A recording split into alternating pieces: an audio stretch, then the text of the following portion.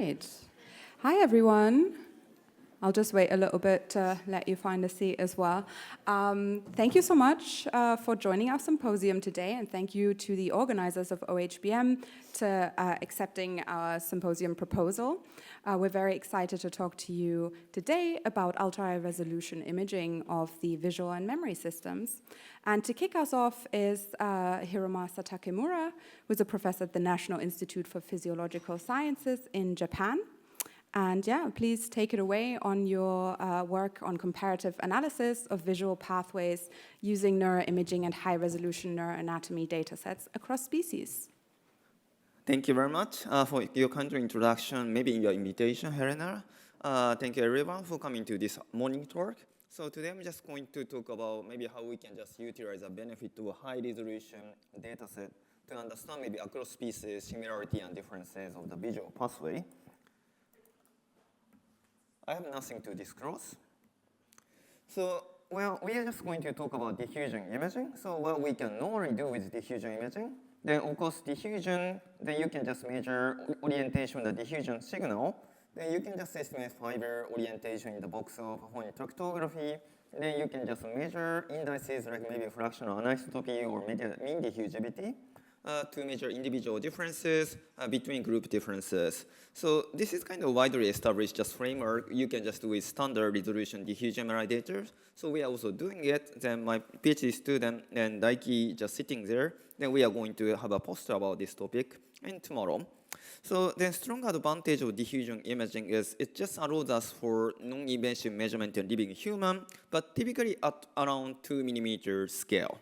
Then this gives us a limitation that usually with normal resolution, we can just capture measure white matter bundle with larger volume, but we have limited information about cortical termination and where it connects and where it just ends. So the first question maybe I will just to tackle this talk is how do high resolution matters to understand white matter anatomy by taking some visual system as an example. So today, I'm just talking about particular pathway, some bridging, some different stream of the visual processing. Then back to 1980s, there has been one predominant theory in the visual neuroscience, which is just two-stream hypothesis of visual processing, back to Unger and Mishkin. So basically, the idea is dorsal side of the visual cortex is handling spatial information and also guiding action, whereas ventral side of the visual cortex is interpreting color, form, and object.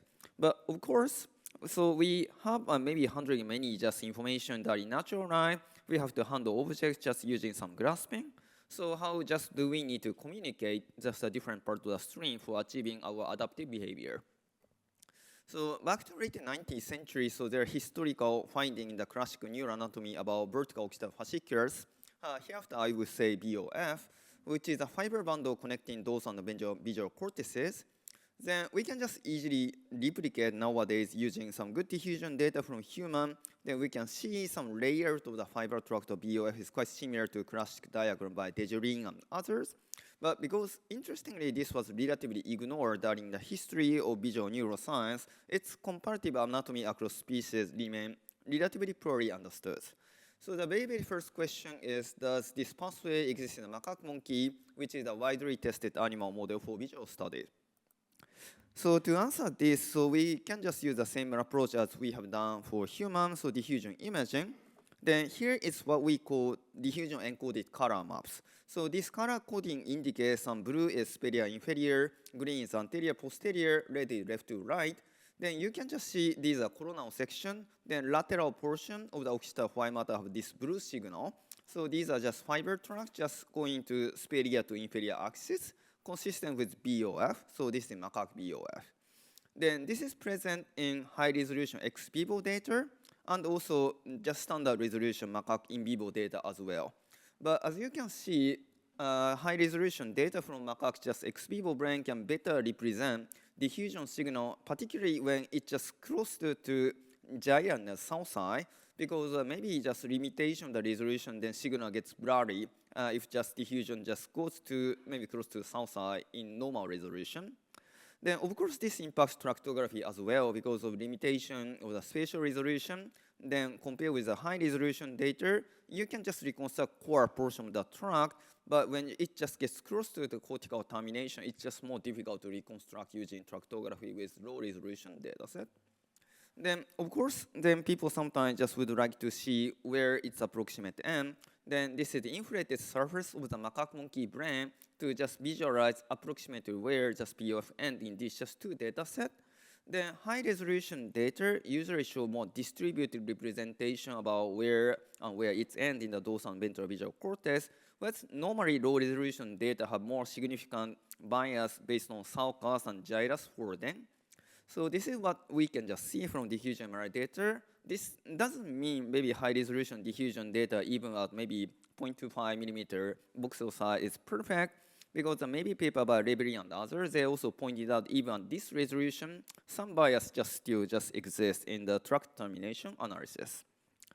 So this gives us just motivation to further internationally collaborate to tackle this pathway. Then this is a picture about polarized light imaging. So we collaborated about maybe Julich team, Kao Gios, Nicola Palmero Gallagher, Marcus Akser. Then PLI actually offer measurement of the fiber orientation at 1.3 micrometer in plane resolution by measuring optical property of the myelinated axon. So you can see this pinwheel is a color coding for PLI. This cyan color is the orientation to dorsal to ventral. Then you can see this lateral portion of verbal monkey brain. The coronal section have this cyan color, showing the existence of pathway connecting dorsal to ventral visual cortex. But just not only for that, unlike maybe high resolution diffusion data, then PLI you can just even zoom in close to the cortex, then you can just directly visualize where to where just fiber terminating near a particular portion of the monkey visual cortex. Then this offers more stronger evidence about cortical-cortical connectivity. So given that this pathway exists, then this is the particular area, this fiber pathway just connecting each other. So the answer is just clearly, of course, high resolution just offer better understanding about visual system. But the second question in this talk is to what extent this pathway is unique to the primate visual system. Because well, over the last couple of years, multiple groups in the world were just investigating this pathway using diffusion imaging in the multiple just different species. This is just about macaque. This is rare gibbon, so it's 8. Then chimpanzee and also common marmoset as well. So there are maybe some consistency across the maybe different just group reporting similar pathway.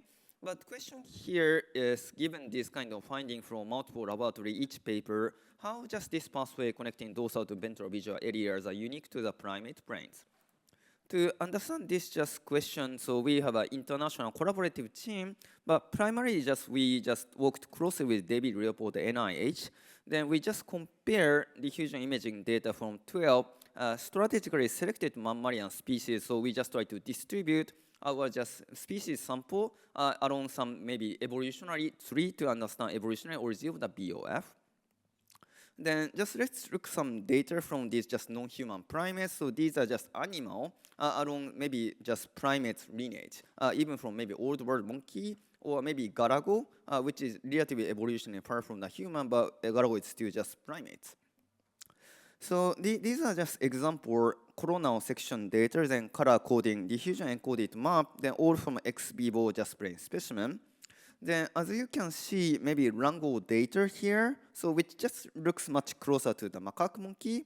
Then as you see color coding in the most medial portion of the occipital white matter, we can see little red color here. So these are coming from corpus callosum, normally called tapetum. Then middle layer in the occipital white matter, you see green. So this is from anterior to posterior. This is just geniculocortical pathway, like optic radiation. Then we just see outer layer of the blue color. So these are just portion of the fiber tract just connecting dorsal to ventral visual cortex. So this is BOF equivalent. Then interestingly, we just see similar pattern of the layout, like tapetum, optic radiation, then BOF is lateral in the horror monkey, but relatively smaller, simpler primates brain like just lemur and even garago brain, we can see a signature of this purple color here in the most lateral side. Then it's showing that some presence of similar occipital white matter organization as we see in the human in any of the primate species, just we investigated.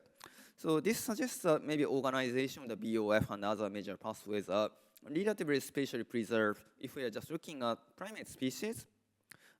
Yes.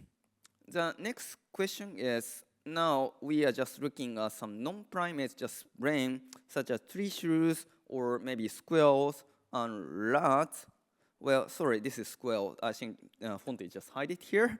But anyway, so these just 3 data from non-primate species. Then again, we are just showing color coding map.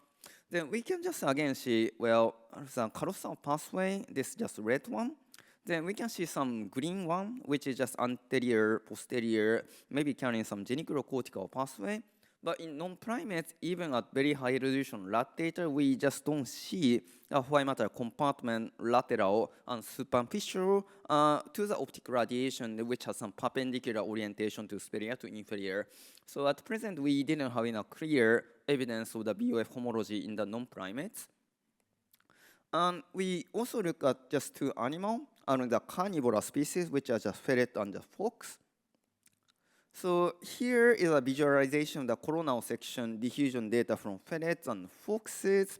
Then it's kind of slightly mixed, but if we are just looking at closely, we can see carousel fiber here. Then green is optic radiation. Apparently, we can see a region looking like maybe perpendicular to BOF here. But if we overlay this region to structural image, this is staying with the gray matter in my observation. So therefore, it looks like the BOF, but it doesn't look like coherent white matter bundle exists in the white matter. Then also in the fox, we don't see any clear structure like the BOF. So these results suggest to us maybe even if the BOF is present in this animal, it is just less prominent compared with what we typically see in any of the primate species. So therefore, maybe part of the organization is maybe preserve like carousel pathway, geniculocortical, but this pathway connecting dorsal ventral at least doesn't present as an independent white matter bundle.